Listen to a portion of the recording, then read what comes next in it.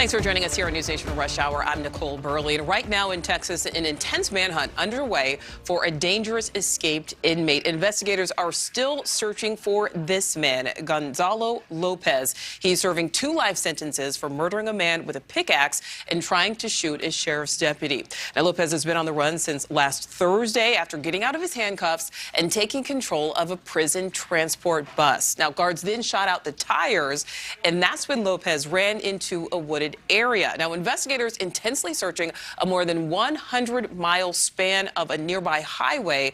And over the weekend, NewsNation learned Lopez does have ties to the Mexican Mafia as well as gangs here in the U.S. Officials telling our Brian Enton that this escape was planned, and it is possible. With Lopez's gang affiliations, there was a car following that prison transport bus, which then picked him up. But investigators say it's far more likely he's actually still hiding in this area. And I want to bring in retired Chief Deputy U.S. Marshal Matthew Fogg, who has many years of experience tracking down fugitives. Matthew, thank you so much for joining us this evening.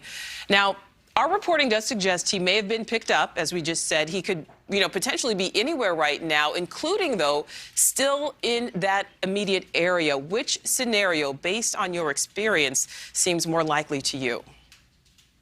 I think he's probably still in the same area because of the fact that once he was able to overpower the guard that was driving the bus, he had to drive the bus a distance. And I'm sure, at that point in time, he jumped out. So there's no real pinpoint as to where he is. Now, of course, this happened last Thursday. I would think after a few more days, I'm sure they've expanded their search, even though they're concentrating on that area where he ran with the dogs and everything else. But the reality of it is they are also checking all records, finding out who he was in contact with and all of that. So there's a lot of follow-up behind just the fact they're searching that area.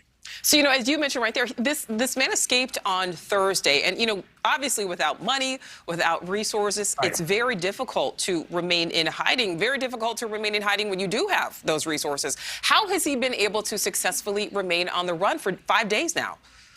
Well, again, maybe he's an avid woodsman. I don't know his background, but the bottom line, because we've tracked now people that were hiding in the woods and all that type of stuff. But the reality of it is he's in his domain because he's Mexican. He speaks the language, the Hispanic and all of that. So he could have run into somebody. He could be just hiding out in a particular, in a dark spot. I don't know. But the reality of it is they're doing all types of searches. They got the helicopters out there with the infrared, everything. They're looking, they're searching. But reality is if they don't get him within the next few days, I would say maybe he did hitch a ride or jump in somebody's car and force them to drive him off somewhere. And we may hear about that later. We do know statistics from the U.S. Bureau of Justice suggest there were more than 2,000 prison escapes every year, which really seems unbelievable. How do we get that number closer to zero? Well, a lot of those escapes are people who walk away from halfway houses and stuff like that.